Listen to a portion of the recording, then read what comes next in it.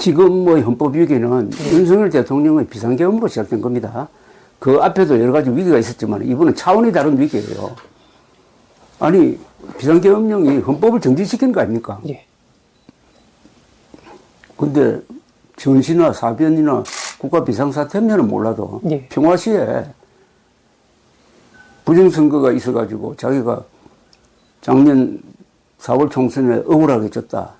부정선거로 당선된 국회의원들이 지금 많다. 예. 그러니까 그들을 반국가 세력으로 몰아가지고 정리하는 명분을 걸고 선관위에까지 예. 분대를 보내고 한 것 아닙니까? 그래서 이거는 망상에서 비롯된 발작적 계엄이라고 내가 주장을 하는데 그러다가 보니까 지금 윤석열 지지 세력이 자칭 보수라고 하면서 보수의 중심적 가치는 헌법 수호거든요. 헌법 수호가 아니라 헌법에 지금 도전하고 있는 세력이 되어버렸어요. 그러니까 지금 윤석열 지지층은 보수가 아닙니다. 저 가짜 보수입니다.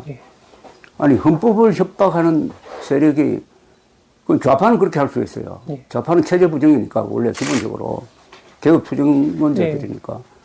보수는 헌법 지키고, 사실을 지키고, 그래하여 자유를 발전시켜가지고 문명 건설을 한다는 게 보수의 기본 가치의 뼈대인데 이걸 전면적으로 부정하고 있다고요. 그러면서 구체적으로 뭐 헌법재판소, 선거관리위원회를 중점적으로 공격을 하고 있지 않아요.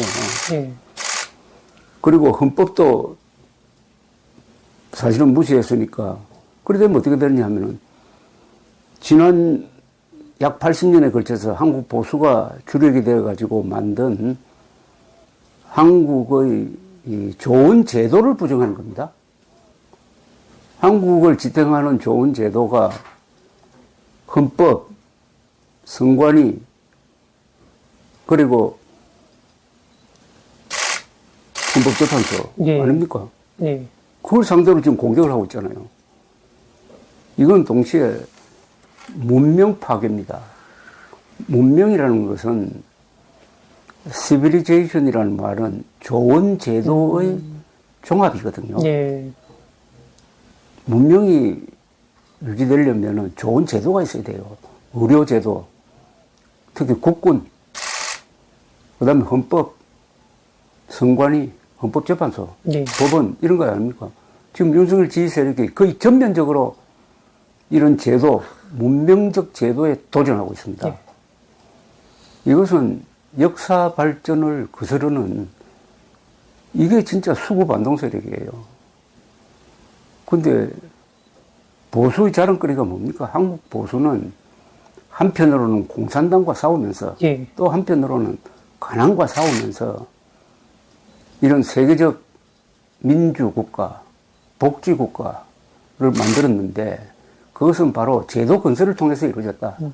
의료보험도 만들고 군대도 만들고 헌법도 만들고 그리고 여러 가지 도전으로부터 헌법을 지켜내고 그 다음에 공정한 선거를 위해서 중앙선거관리위원회를 독립된 헌법기관으로 해가지고 지난 63년 동안 세계가 알아주는 공정선거를 했다. 이걸 깡그리 무시한 거 아닙니까? 왜 무시했습니까? 부정선거 음모론에 넘어가가지고.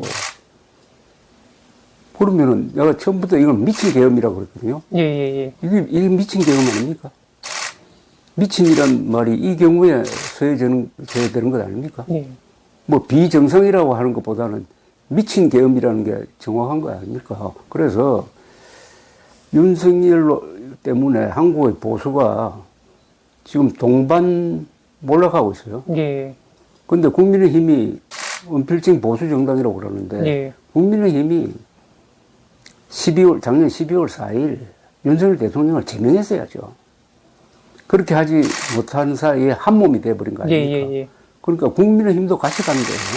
윤석열 가는 것과 동시에 국민의힘이 같이 가는데 보수층까지 끌려가면 안 되지. 그래서 보수층 안에 요사이 보수층 안에 오히려 윤석열 파면에는 보수층이 더 앞장서야 된다 하는 여론이 강한 것 아닙니까? 여론조사, 오늘 갤럽 여론조사를 하면은, 조사를 참고를 하면은 보수층 안에서 윤석열 파면에 찬성하는 사람이 30%더라고. 예. 그 사람들이 진짜예요. 그 사람들이 진짜 보수 세력이에요. 예.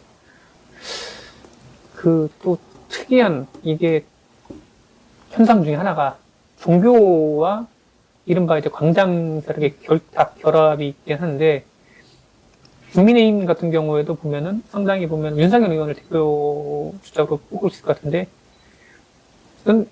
노골적으로 이제 좀 극우 성향의 기독교 그분들의 상당수가 또 국민의힘 경선에 이런 데 많은 또 영향을 좀 미치는 것처럼 보이고 있긴 합니다. 근데 이런 종교계, 이런 기독교가 한국 정치, 특히 보수 우파를 왜곡하고 있다라는 평가도 있긴 하는데, 이 부분에 대해서는 어떻게 좀 보시나요? 무슨 광장에 나오고 있는 기독교가 기독교의 주류가 아니잖아요.